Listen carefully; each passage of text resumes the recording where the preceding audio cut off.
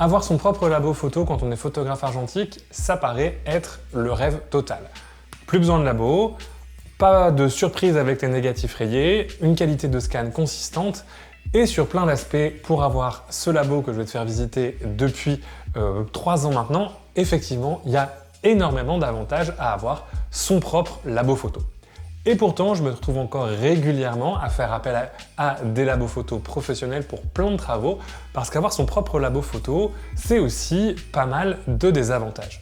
Aujourd'hui, je vais te raconter un petit peu ce que j'ai fait dans mon labo aujourd'hui pour en faire un espace où je peux tout faire en argentique et même beaucoup plus que ce que je ne fais habituellement.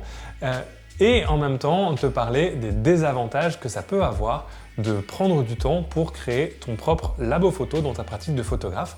Comme ça, tu pourras voir si ça vaut le coup d'investir là-dedans, jusqu'à quel point ça vaut le coup de passer du temps et d'investir de l'argent dans un home lab argentique et décider si c'est pour toi ou non. C'est parti!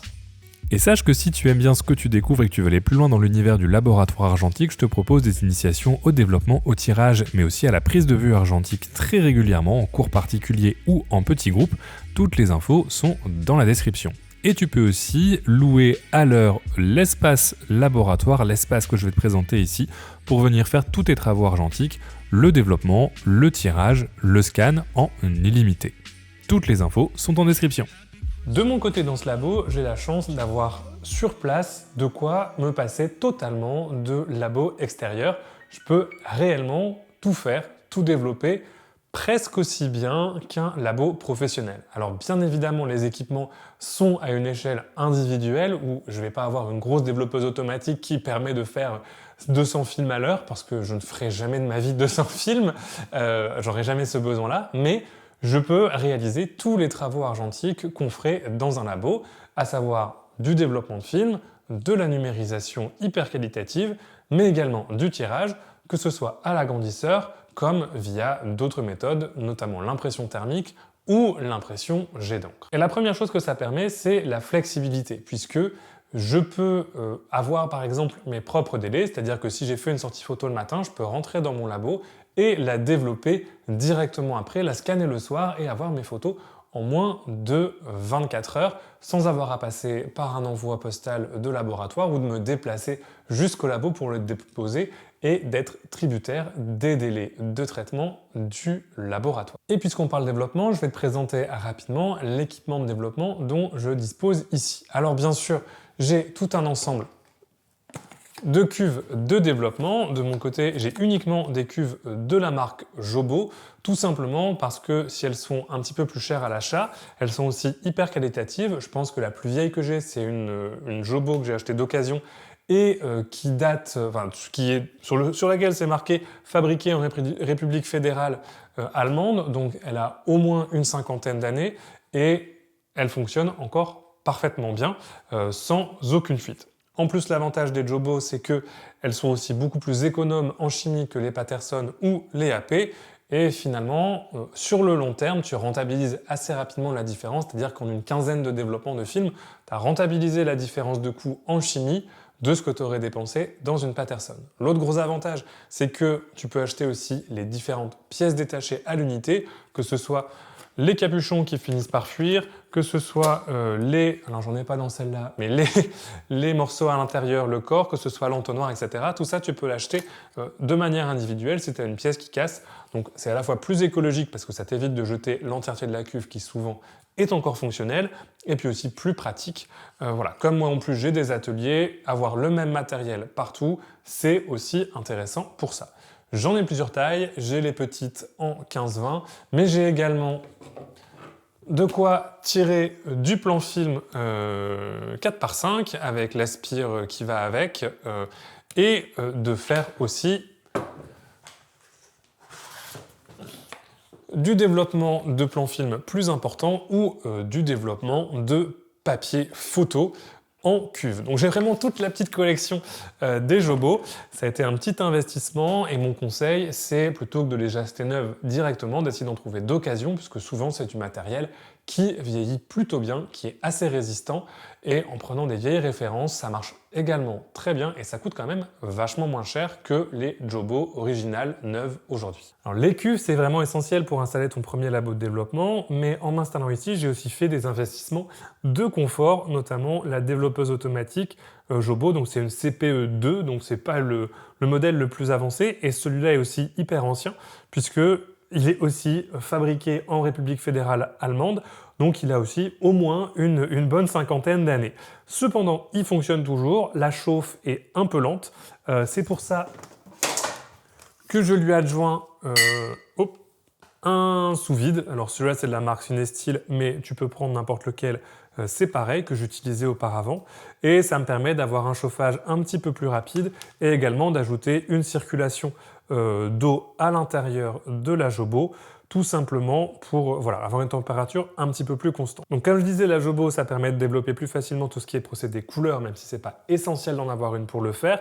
Moi, j'ai fait du C41 dans mon évier, j'ai fait de l'E6 dans ma baignoire, donc voilà. La Jobo à côté, c'est hyper confortable. Ça va maintenir les chimies au chaud et ça va permettre une agitation régulière de ta cuve, ce qui est assez important dans le développement en couleur, que ce soit en E6, en C41 ou en ECN2. Donc avec ça, on peut aussi traiter du noir et blanc en procédé rotatif. Ça a un certain avantage au sens où tu n'as pas à retourner ta cuve, donc pour des développements qui sont un petit peu longs, tu peux laisser ça tranquille, aller faire autre chose et ça automatise, ça semi-automatise un petit peu le process. Il y a des versions plus avancées avec des leviers qui permettent de vider et de remplir les chimies automatiquement. C'est un surcoût important et personnellement, pour le nombre de films que je traite ici, il n'y a pas forcément besoin, mais ça peut être un confort si tu trouves une Jobo qui en est déjà équipée. Le premier avantage d'avoir son labo déjà de développement, que ce soit chez toi ou dans un espace, pouvoir développer toi-même tes pellicules, c'est déjà le coût, puisque un développement en noir et blanc, ça va te coûter à peu près entre 70 centimes et 1,50 € selon les kits de chimie que tu utilises. Donc c'est nettement moins cher que de passer par un laboratoire où c'est en général entre 8 et 12 €. Et en couleur, encore une fois, selon le kit que tu utilises, selon comment tu vas gérer tes chimies, ça va être entre 2,50 € et 3 € par pellicule pour développer de la couleur, et en E6, en ECN2, un peu plus, mais pas beaucoup plus. Donc ça, c'est vraiment le premier avantage et l'avantage majeur de développer toi-même et d'investir dans du matériel de développement, c'est que en noir et blanc, tu vas faire à peu près entre 100 et 200 € d'investissement juste pour la cuve, le manchon de chargement, etc. Mais si tu shootes beaucoup, tu vas très rapidement rentabiliser ton investissement par rapport à ce que tu aurais payé en laboratoire. En couleur, c'est un petit peu moins vrai parce que ça demande un petit peu plus d'équipement. Il faut au moins une manière de contrôler la température de tes chimies, etc. Mais très rapidement, on arrive aussi à, pas à rentabilité, mais à amortir le coût des investissements si on shoot beaucoup. La vraie contrainte cependant de faire son développement chez soi, déjà c'est le temps, notamment quand tu vas faire des procédés couleurs, puisque c'est des procédés qui prennent du temps parce qu'il faut faire chauffer les chimies, etc. Gérer des grandes quantités d'eau pour les bains-maries de chimie, et voilà, ça peut être quelque chose qui prend quand même du temps. Et la gestion des chimies, notamment en termes de péremption. Alors sur le noir et blanc, c'est moins un problème puisqu'on a des chimies qui périment en général entre 6 mois et 1 an une fois qu'elles sont ouvertes. Donc tu as quand même le temps de faire un certain nombre de rouleaux et c'est rare de ne pas réussir à rentabiliser tes chimies et de devoir les jeter avant d'avoir été au bout. Mais sur des procédés couleurs, ça peut être plus compliqué puisque une fois ouvertes, les solutions de stock se conservent à peu près 12 semaines et une fois préparées, les solutions de travail se conservent en général entre 4 et 6 semaines. Et ces solutions permettent de faire à peu près entre 13 et 16 films. Ça veut dire qu'en 6 semaines, il faut que tu utilises toute ta chimie pour vraiment être à rentabilité, donc que tu développes 15 films en 6 semaines. Ce qui oblige, si tu veux être rentable, à shooter d'abord pour ensuite tout développer d'un coup. Comme c'est aussi des processus qui prennent du temps, c'est pas toujours rentable en termes de temps d'allumer une Jobo ou de faire chauffer de l'eau, etc. pour développer une ou deux pellicules, sachant qu'une fois que ton kit est ouvert, il va falloir en développer 12 autres dans les 4 semaines qui viennent.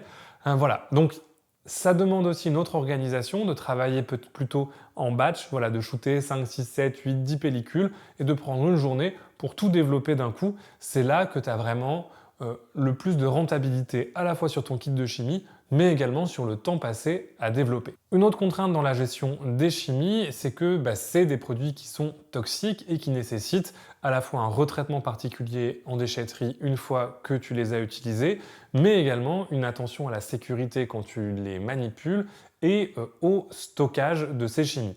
Il y a plusieurs choses dans ce volet-là, au sens où, voilà, sur le côté environnemental, il faut évidemment se débarrasser des chimies et des déchets chimiques de la manière la plus responsable possible selon les conditions d'accès aux déchetteries et au traitement des déchets chimiques dans ta région. Il faut également se protéger toi dans la manipulation de tes chimies, c'est-à-dire avoir des gants, éviter le contact avec la peau, surtout si tu fais beaucoup de développement. Ça peut paraître inoffensif, mais c'est quand même des produits qui sont cancérigènes ou cancérogènes, et l'exposition prolongée peut provoquer des lésions. Il y a des gens en travaillant en labo, au contact de ces chimies tous les jours, qui ont développé des lésions pulmonaires, des choses comme ça, et qui ne peuvent plus être au contact de ces produits-là. J'en connais personnellement. Donc c'est aussi des choses où quand tu donnes à un labo, tu délègues un petit peu ces risques pour ta santé, surtout si tu développes beaucoup de films. De manière générale également, gérer le stockage des chimies, c'est important, dans des bouteilles qui sont adaptées, qui ne vont pas avoir un autre usage. Surtout, ne jamais stocker des chimies dans des bouteilles alimentaires, que ce soit des bouteilles de minéral ou des bouteilles de lait ou quoi que ce soit. En tout cas, pas de manière permanente, ça peut arriver de manière temporaire parce que tu n'as pas de contenant et machin, etc. Mais voilà, pas de stockage à long terme, tout simplement pourquoi les plastiques sont poreux et ne sont pas faits pour contenir ce genre de choses, donc tu peux dégrader ta chimie. Et surtout, te verser un verre de révélateur le matin à la place de ton jus d'orange, ça fait pas forcément du bien. Et ça, c'est aussi important à avoir en tête quand tu gères un labo argentique chez toi. Ici, moi, ça ne sert qu'à ça, donc il y a moins de chances, mais j'ai quand même des bouteilles dédiées, correctement étiquetées, avec, pour une gestion correcte des produits chimiques qui sont, même s'ils peuvent te paraître inoffensifs au départ, parce que tu vas te renverser sur la main, ça ne va pas te brûler la main tout de suite, ça reste des produits qui sont nocifs et toxiques auxquels il faut faire attention.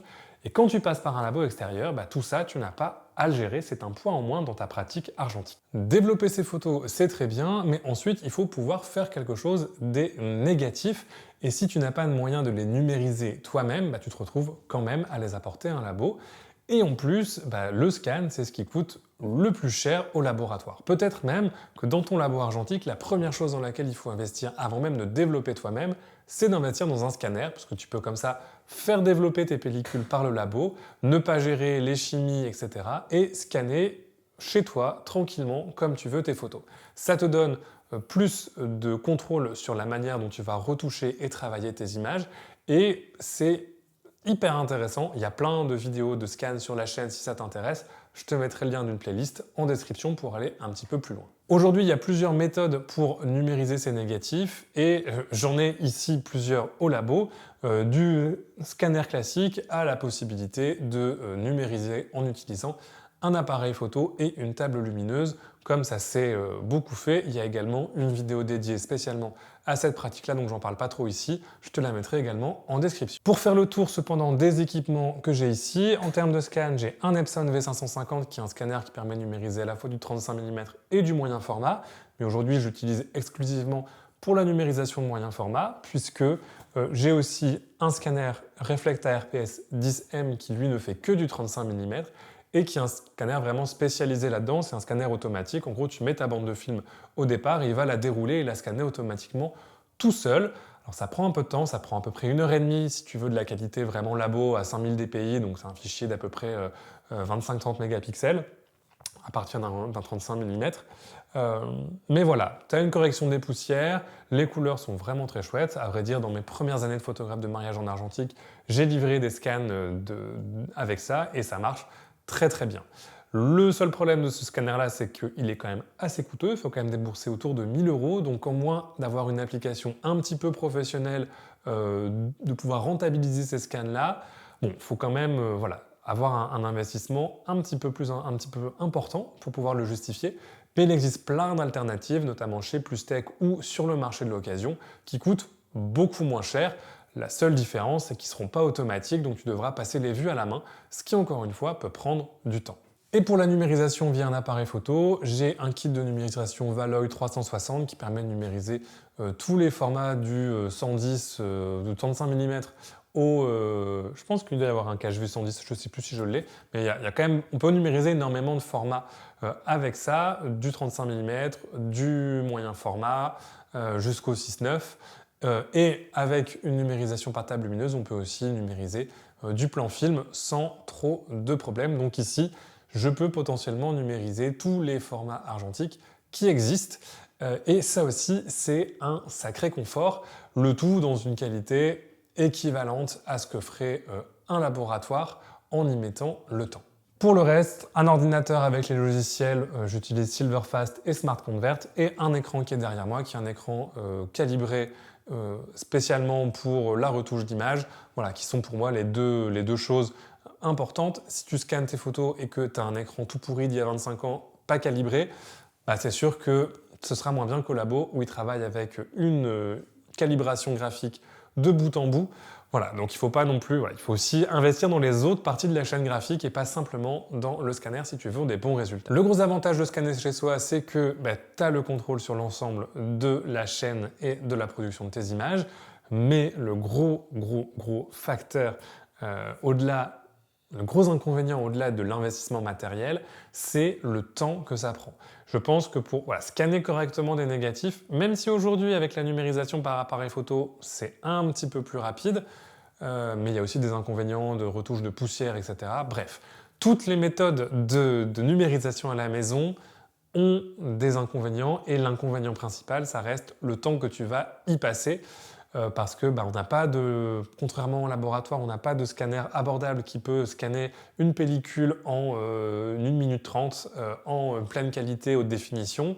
C'est pas possible en enlevant la poussière, en corrigeant l'image, etc.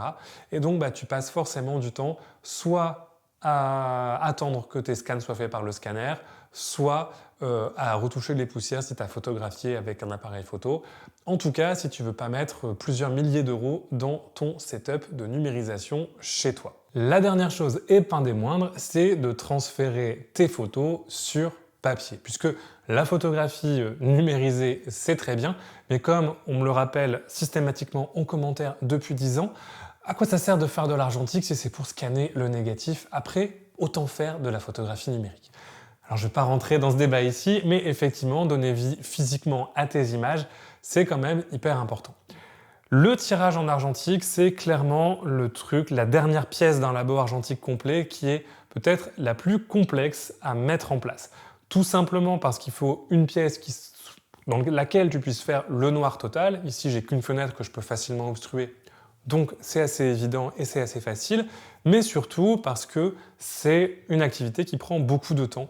Et si en plus de la préparation normale d'une chambre noire, tu dois transformer une salle de bain en chambre noire, sortir, mettre des volets aux fenêtres, sortir une planche pour mettre un agrandisseur, etc., c'est vrai que ça prend énormément de temps. Et de mon côté, je sais que si je n'avais pas une installation quasi prête à partir, je ne ferais jamais de tirage argentique. Aussi génial cette activité soit et aussi magique que ce soit de découvrir ces photos dans des bacs de révélateurs, voilà, c'est vraiment pour moi ce qui m'a mis le plus de temps dans ma pratique argentique. Autant développer et scanner en quelques années, j'avais mis ça en place, autant le tirage, il a vraiment fallu que je puisse avoir un espace dédié où installer tout ça. Alors ici, moi comme je fais des ateliers, j'ai beaucoup d'agrandisseurs, j'en ai 4, mais globalement, tu n'as pas besoin de 4 agrandisseurs pour ta chambre noire à la maison. Un seul suffit. L'agrandisseur, ça va être la pièce maîtresse de la chambre noire pour du tirage, et il en existe de 2 types. Des agrandisseurs qui font des agrandisseurs qu'on va dire noir et blanc, qui fonctionnent à condenseur, comme le Kaiser que j'ai ici, et dans lequel tu vas principalement tirer du noir et blanc. Tu peux t'en servir pour tirer de la couleur, mais via des filtres, etc. Bref, si tu veux tirer de la couleur, c'est pas du tout pratique, et n'achète pas un agrandisseur noir et blanc, achète directement une tête couleur. Acheter un agrandisseur, c'est toute une expérience. Alors, il en existe des neufs chez Kaiser pour très très cher, chez Intrepid pour un peu moins cher, mais surtout, le meilleur moyen de récupérer un agrandisseur, c'est de l'acheter d'occasion. Cependant, il y a pas mal de pièges à éviter parce que il y a beaucoup de gens, qui prennent des vessies pour des lanternes, et puis surtout, il faut pouvoir s'assurer que l'agrandisseur soit vraiment complet, parce que parfois, racheter un petit accessoire et le chercher juste celui-là, ça va te coûter plus de temps et plus d'argent que de racheter un deuxième agrandisseur complet, presque. Donc vraiment faire attention à chaque fois qu'il y ait tous les éléments, qu'il y ait le porte-négatif, le porte-filtre, que tu aies un passe-vue pour mettre tes négatifs et bien sûr que tu aies une optique qui soit fournie avec ton agrandisseur. C'est qu'avec ça que tu pourras vraiment tirer des photos de manière complète. Si tu cherches aussi un agrandisseur moyen format pour tirer du moyen format et que tu cherches un agrandisseur à condenseur, vérifie aussi le condenseur qui est à l'intérieur puisque notamment chez Durst, il y a pas mal de condenseurs différents. Certains te permettent de tirer du 35 mm, d'autres te permettent de tirer jusqu'au moyen format. Et voilà, je peux pas te donner toutes les références non plus, mais fais bien attention à ce que ton agrandisseur vienne avec le bon condenseur. Parce qu'un agrandisseur peut permettre de tirer jusqu'au moyen format, mais il lui faut le bon condenseur pour ça. Et très souvent, moi, quand j'ai acheté les agrandisseurs que j'ai ici, j'ai dû racheter des condenseurs par derrière, puisque j'avais acheté des agrandisseurs qui pouvaient tirer jusqu'au moyen format, mais qui n'étaient équipés qu'avec le condenseur 35 mm. Et pour le coup, quand tu tires du moyen format, ça ne fonctionne pas bien et tu n'as pas une couverture complète de ton négatif sur ton papier. Donc voilà, ça peut être aussi des choses auxquelles il faut faire attention et il faut bien se renseigner en amont avant de passer à la caisse, en plus des vérifications d'usage, de l'état, etc., de l'agrandisseur. L'autre type d'agrandisseur, ce sont des agrandisseurs avec une tête couleur qui permettent de tirer à la fois du noir et blanc et de la couleur, qui ont un système un petit peu différent, comme ici sur le M605 de Durst avec des filtrations qui sont intégrées. Sur ces agrandisseurs-là, il n'y a pas de condenseur, mais il y a des boîtes de diffusion. Le M605, il est intégré avec une boîte à la fois 35 et moyen format, donc tu n'as pas à te poser la question. Mais j'ai également un M670 là-bas qui, de la même manière que le condenseur, est arrivé avec uniquement une boîte de diffusion pour le 35 mm et j'ai dû en racheter une pour le moyen format. Si tu achètes une tête couleur, bien faire attention qu'elle vienne avec son transformateur, puisque sans ça, tu n'auras pas de lumière sur ton agrandisseur. Donc bien faire attention, encore une fois, que l'agrandisseur soit complet. Au-delà de l'agrandisseur pour une chambre noire, il te faudra aussi des cuvettes. J'en ai, je ne sais pas si elles apparaissent dans le cadre, mais il y en a tout un panel en haut de différentes tailles selon la taille du papier que tu voudras tirer. Globalement, pour un agrandisseur qui va du 35 mm au 6x6 ou au 6x7 d'occasion, tu peux t'en sortir pour 150-200 euros. Voilà, chez Durst, où il y en a plein sur le bon coin, ça sert à rien de mettre 600 euros, notamment dans une pratique amateur. Bien évidemment, il y a des modèles bien plus avancés avec des fonctionnalités plus importantes. Il ne faudra pas oublier également le compte-pause qui va te permettre de contrôler ton agrandisseur et les temps d'exposition de ton agrandisseur et les cuvettes. Mais globalement, tu peux t'en sortir. Le plus simple, c'est de trouver sur le bon coin des lots déjà complets avec un petit peu tout ce matériel. Et en général, pour entre 100 et 300 euros, selon ce que tu trouves et ce que tu recherches, tu peux installer chez toi ta chambre noire. Que ce soit pour le développement ou pour le tirage, une chose auquel tu dois penser dans ton labo photo, c'est également l'accès à l'eau. Alors moi ici, j'ai pas accès à l'eau courante. J'ai un petit évier avec un petit robinet pompe qui me donne une petite réserve d'eau pour rincer rapidement, préparer des chimies, etc. Mais c'est vrai que si tu veux travailler avec du papier barité ou si tu veux vraiment faire les choses dans les règles de dosage, il est important d'avoir un accès à l'eau pas très loin. Tu n'as pas forcément besoin d'avoir un accès à l'eau à l'endroit où est ton agrandisseur, mais il faut que tu puisses relativement facilement transporter tes tirages dans une pièce avec de l'eau pour faire des rinçages, notamment si tu veux travailler avec du papier barité. Donc c'est aussi quelque chose auquel il faut penser. Bien sûr, tu trouveras des puristes. Moi, j'en ai eu quand j'ai monté ce labo qui diront qu'il te faut absolument une eau sur place, filtrée, blablabla, avec un méga évier de chambre noire. On est d'accord que c'est du confort et que si j'avais la possibilité ici de transformer ma table et d'avoir un gigantesque évier de chambre noire avec de l'eau filtrée, une évacuation et de pouvoir faire des bains en circulation, etc., je le ferais. Mais tu peux tout à fait organiser ta chambre noire sans tout cet équipement. Pour moi, c'est pas de l'essentiel, c'est du confort, on peut très bien s'en sortir sans. Il ne faut pas se laisser décourager parce que tu n'as pas accès à un méga évier de chambre noire pour faire ton développement ou ton tirage. Le tirage argentique, c'est une expérience qui est magique et sensationnelle, mais c'est aussi quelque chose qui prend beaucoup de temps et qui vient avec énormément de contraintes, à la fois de chimie, de consommation d'eau, etc., etc. Et surtout, voilà, tirer une image prend plusieurs heures, donc c'est pas toujours possible, notamment quand on travaille beaucoup en couleur, puisque le tirage couleur ajoute aussi un niveau de complexité important à la prise de vue et au tirage. Pour ça, cette année, je voulais aussi pouvoir me faciliter la vie et faire des impressions de qualité pour moins de temps, tout simplement, pas forcément moins d'argent.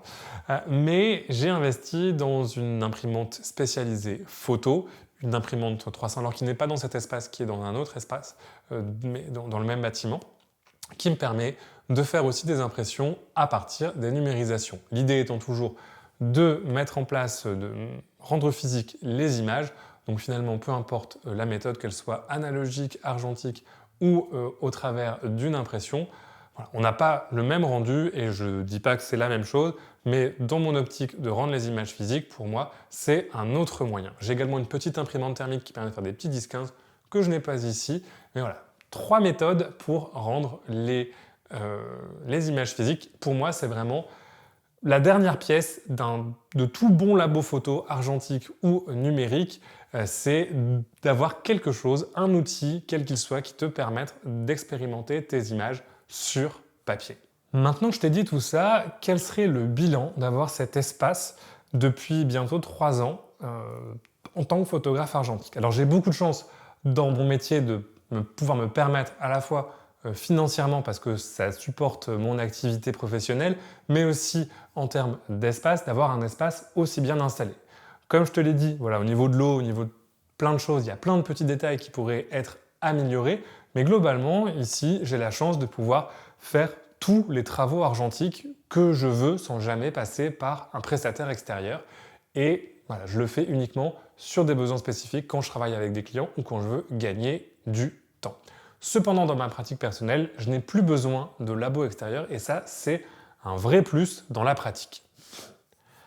Cependant, ce contrôle et cette indépendance, cette autonomie, elle vient avec un certain prix, notamment celui du temps, puisque quand tu commences à faire les choses toi-même, à développer toi-même, à gérer tes chimies toi-même, à faire tes impressions toi-même, au-delà des connaissances qu'il faut acquérir, tu te rends compte aussi du coût du temps, au sens où, envoyer 10 films à un labo, attendre 2 semaines pour avoir mes scans, voilà, ça va me coûter le temps de préparer un carton et le déposer à la poste.